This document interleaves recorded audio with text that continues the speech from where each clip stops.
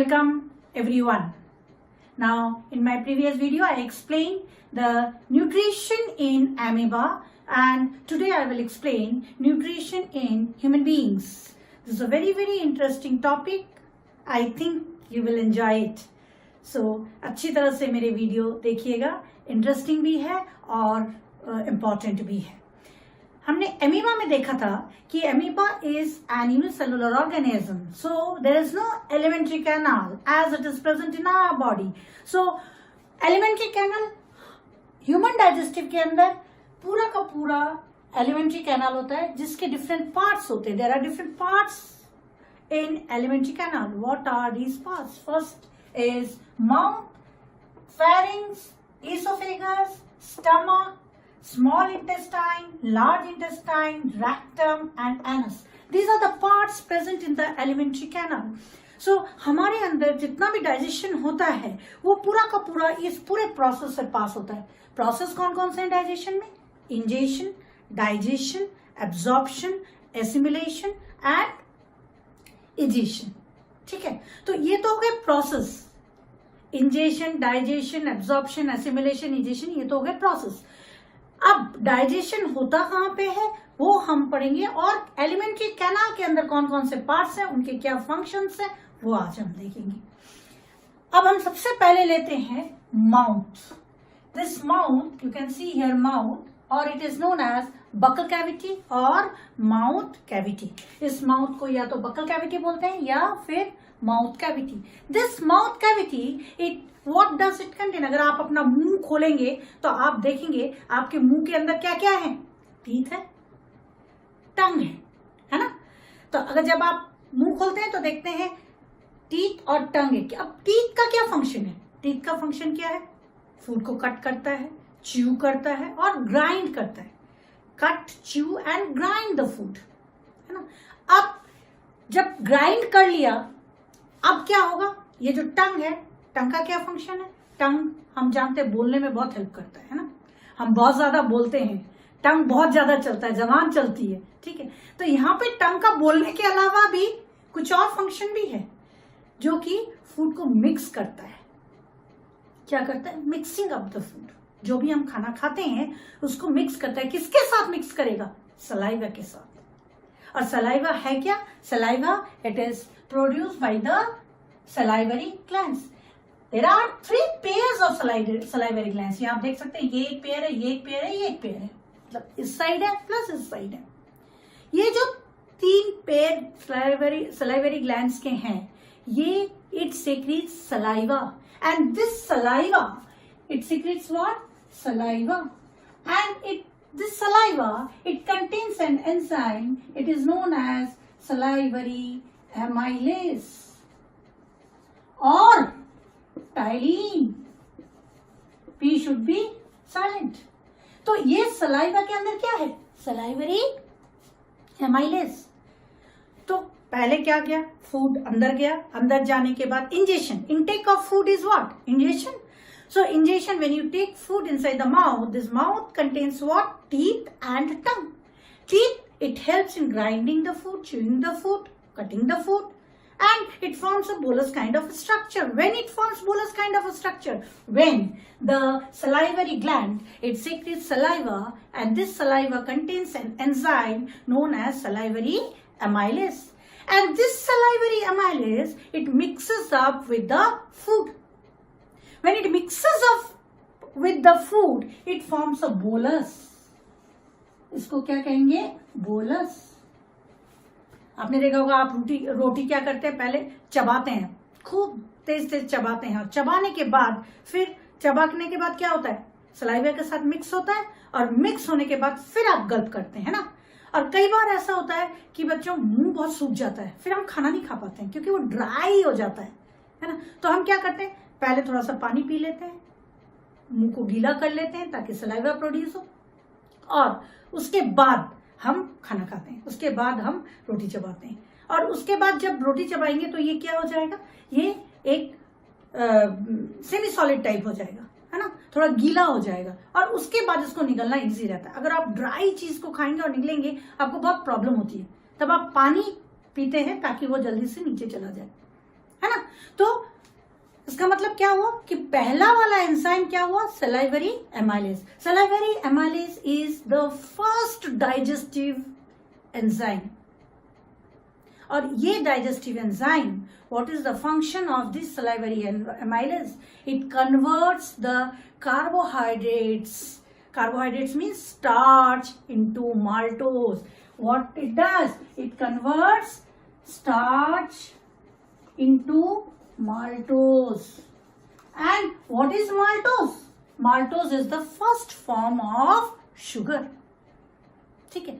अब जब आप ब्रेड चबाते हैं, आपने देखा होगा ब्रेड चबाते, bread is what, carbohydrate, starch. तो ब्रेड चबाते चबाते आपको मीठा लगने लगता है थोड़ी देर बाद। दैट मीठा is because of maltose.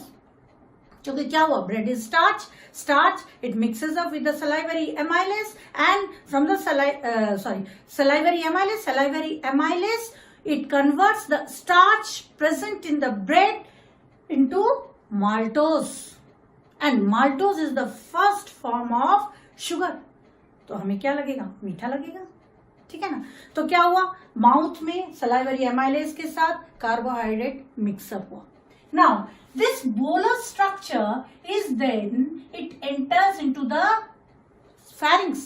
Pharynx क्या है, फेरिंग्स एक छोटा सा ओपनिंग है जिसके अंदर opening of food pipe and wind pipe. किसका ओपनिंग है, food pipe and wind pipe, ठीक है। फूड पाइप, विंड पाइप, ये कहां से, ये जो ओपनिंग है, इस ओपनिंग को कहते हैं फेरिंग्स, जिसके अंदर दोनों होते हैं। अब क्या हुआ, जैसे this opening again it is guarded by a muscular flap like structure which is known as epiglottis. और ये एपिग्लॉटिस क्या करता है, जैसे ही हम खाना खाते हैं अंदर की ओर जाता है, ये क्या करता है, विंड पाइप को बंद कर देता है। आप निकल के देखिएगा, जैसे ही आप निकलेंगे आप देखेंगे एक थोड़ी इतने से टाइम के लिए, बहुत कम समय के लिए आप निकलते हैं, उसके बाद फिर वो खुल जाता है, ठीक है, ताकि so that the food will not enter into the wind pipe. नहीं तो क्या होगा, विंड पाइप में चला जाएगा, चोक हो जाएगा, ठीक है ना। तो क्या होता है, फूड पाइप के अंदर फूड चला जाएगा और विंड पाइप बंद रहेगा। तब जैसे ही फूड अंदर चला जाएगा, विंड पाइप खुल जाएगा। सो एपिग्लॉटिस क्या करता है, it's a flap like structure, it opens the mouth of the pharynx and as soon as the food enters it closes the mouth, ठीक है। नहीं तो विंड पाइप के अंदर फूड जाने का डर रहता है। इसीलिए हम कहते हैं बच्चों, लेट के हमें कभी खाना नहीं खाना चाहिए, है ना।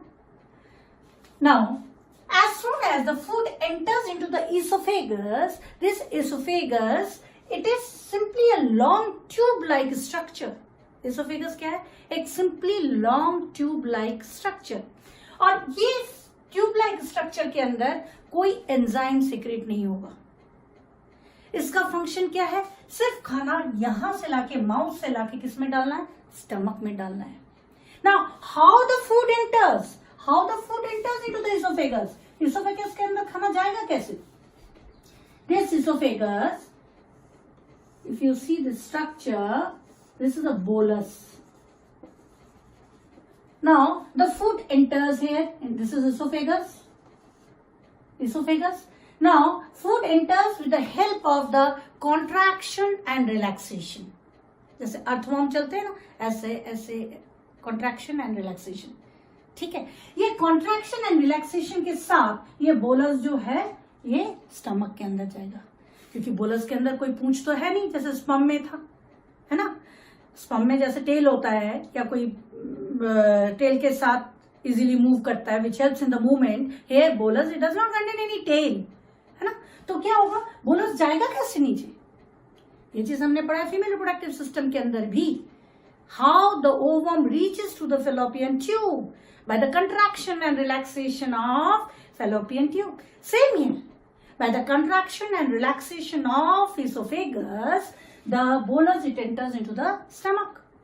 And this kind of movement, it is known as peristaltic movement.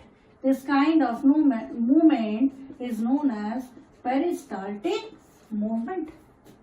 और इस मूवमेंट को हम क्या कहते हैं? Peristaltic movement. Clear? So with the help of the peristaltic movement, the bolus it enters into the stomach. ठीक है, अब कहाँ पहुंच गया? स्टमक में. तो हमने क्या पढ़ा कि mouth it contains teeth, tongue. Teeth helps in grinding the food, chewing the food, cutting the food. Then tongue, it mixes the food with saliva. Saliva contains salivary amylase, and the food it becomes bolus kind of structure.